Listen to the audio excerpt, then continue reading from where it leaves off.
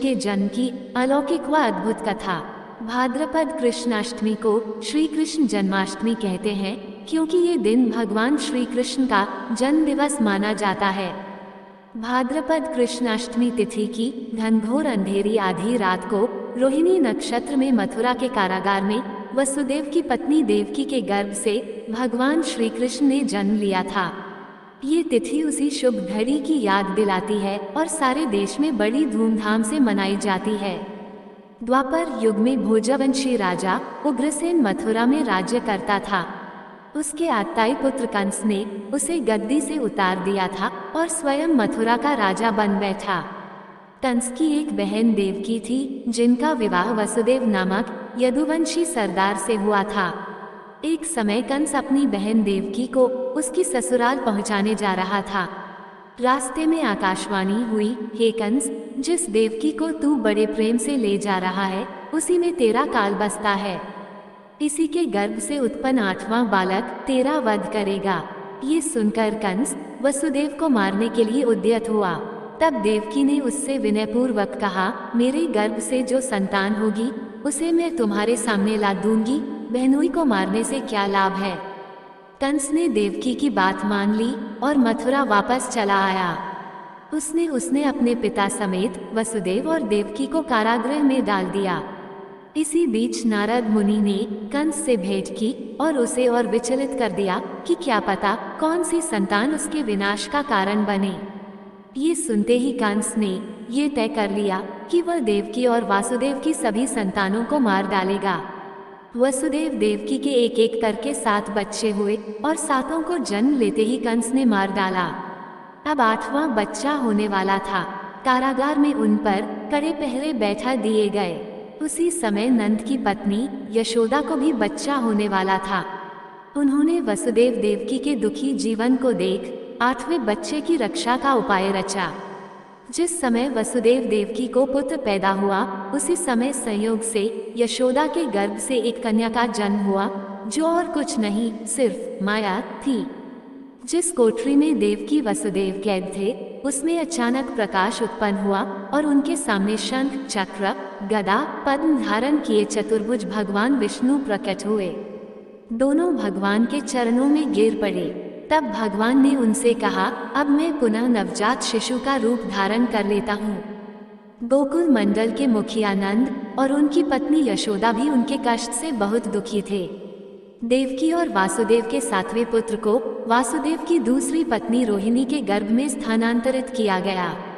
ये भी भगवान विष्णु की माया थी। रोहिणी नंद और यशोदा के साथ ही वृंदावन में रहती थी। उस बच्चे को बाद में बलराम के नाम से जाना गया। बलराम को शेषनाग का अवतार माना जाता है। उधर वृंदावन में यशोदा भी गर्भ से थी। भगवान विष्णु वसुदेव से बोले, तुम मुझे इसी समय अपने मित्र नंद जी के घर वृंदावन में भेजाओ और उनके यहाँ जो कन्या जन्मी है उसे लाकर कंस के हवाले कर दो। इस समय वातावरण अनुकूल नहीं है, फिर भी तुम चिंता न करो। जागते हुए पहरेदार सो जाएंगे, कारागृह के फाटक अपने आप खुल जाएंगे और उफनती अथाह यमुना तुमको पार जाने का मार्ग दे देगी। उसी समय जैसे ही देवकी ने नन्हे कृष्ण को जन्म दिया, वासुदेव उन्हें एक सूप में रखकर वृंदावन के लिए निकल पड़े। वह दिन अलौकिक था। कारागार के सभी पहरेदार सो रहे थे। यमुना नदी में भयंकर तूफान था। ज्यों ही वासुदेव यमुना को पार करने लगे, नदी ने उन्हें रास्ता दे दिया। उस तूफान और बारिश के बीच नन्हे कृष्ण की रक्षा के लिए शेषनाग भी पहुंच गए। वह दृश्य अत्यंत अद्भुत था। भगवान स्वयं पृथ्वी पर आए थे दुष्टों के दमन के लिए। वहां उन्होंने नवजात शिशु को यशोदा के साथ सुला दिया और कन्या को लेकर मथुरा आ गए। कारागृह के फाटक पूर्ववत बंद हो गए। अब कंस को सूचना मिली कि वसुदेव देवकी को बच्चा पैदा हुआ है। उसने बंदी गृह में जाकर देवकी के हाथ से नवजात कन्या को छीनकर पृथ्वी पर पटक देना चाहा, परंतु वह कन्या कंस के हाथ से फिसलकर आकाश में उड़ गई और बोली, अरे मूर्ख, मुझे मारने से क्या होगा?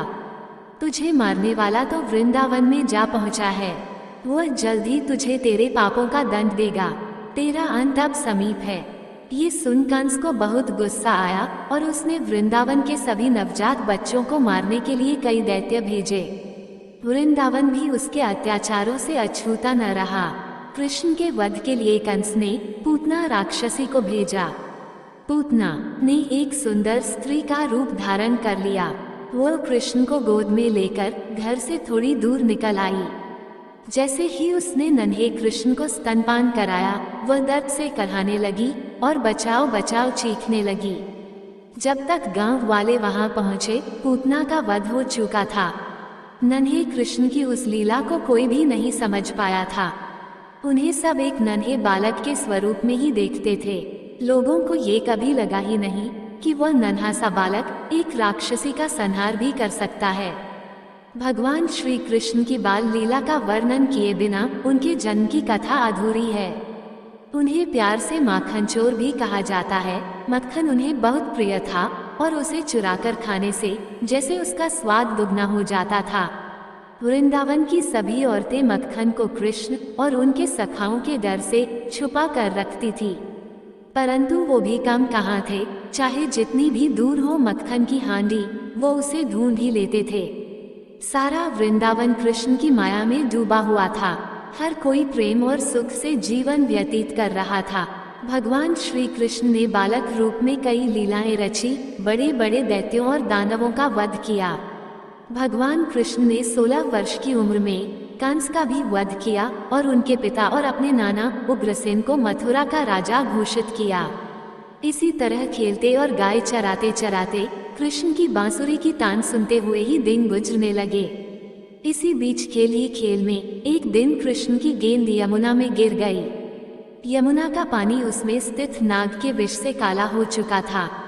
गेंद की तलाश में कृष्ण ने यमुना में छलांग लगा दी। ये देख उनके सभी सखा भयभीत हो उठे। कालिया नामक उस नाग ने अपने 110 फनों से कृष्ण पर वार किया। कृष्ण ने विराट रूप धारण कर उसके फन के ऊपर मानो सारी पृथ्वी का भार रख दिया। जब कृष्ण उसे मारने ही वाले थे तो नाग की पत्नियों ने कृष्ण से उन्हें छोड़ने की विनती की। कृष्ण के स्वरूप को जान कालिया नाग ने भी उनसे क्षमायाचना मांगी और यह विश्वास दिलाया कि वह फिर कभी किसी को कोई भी नुकसान नहीं पहुंचाएगा। तब कृष्ण ने उसे क्षमा कर दिया। एक घटना ऐसी भी घटी थी जिसके पश्चात सभी गांव वालों को कृष्ण के भगवान रूप का विश्वास हो चुका था। वो ये जान चुके थे कि ये कोई साधारण बालक नहीं है, ये स्वयं भगवान है जो इंसान के रूप में अवतरित हुए हैं। जब गांव वालों ने इंद्रोत्सव न मनाकर गोपोत्सव मनाने लगे, तब इंद्रदेव बहुत क्रोधित हो उठे और उन्होंने पूरे गांव को नष्ट करने के लिए घनघोर वर्षा करवा दी। चारों ओर पानी ही पानी था, जन जीवन अस्त व्यस्त हो चुका था। गांववासी त्राही त्राही कर रहे थे। तब श्री कृष्ण ने गोवर्धन पर्वत को एक उंगली में उठा लिया और सभी गांववासियों को उसके नीचे शरण दी। ये देख इंद्रदेव को भी अपनी भूल पर पश्चाताप हुआ और उन्होंने श्री कृष्ण से क्षमा मांगी। गांववासियों ने कृष्ण को भगवान रूप में अनुभव किया। भगवान श्री कृष्ण की हर लीला रोमांचक है और इस बात का विश्वास दिलाती है कि जब जब दुष्टों ने अपने अत्याचारों से पृथ्वी पर सुख और शांति का विनाश किया है, तब तब ईश्वर पृथ्वी पर अवतरित हुए हैं और उन्होंने दुष्टों का संहार किया है। भगवान श्री कृष्ण की लीला का व्याख्यान अंतरात्मा में एक परम आनंद की अनुभूति कराता है।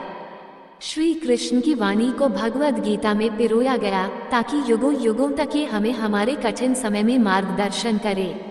उनकी रची भगवद गीता हमेशा से ही मनुष्य का मार्गदर्शन करती आई है। गीता में व्यक्त हर बात अनमोल है। अगर मनुष्य इसका पालन करने लगे तो उसका जीवन सार्थक है। आज भी अगर हम खुद को किसी सवाल से घिरा पाएं या हमें ये न समझ आए कि क्या सही है और क्या गलत, तो हम भगवद गीता में अपने सवालों के जवाब ढूंढ सकते हैं। फल की अभिलाषा छोड़कर कर्म करने वाला पुरुष ही अपने जीवन को सफल बनाता है।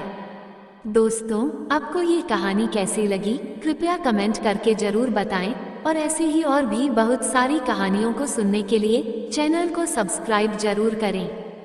धन्यवाद।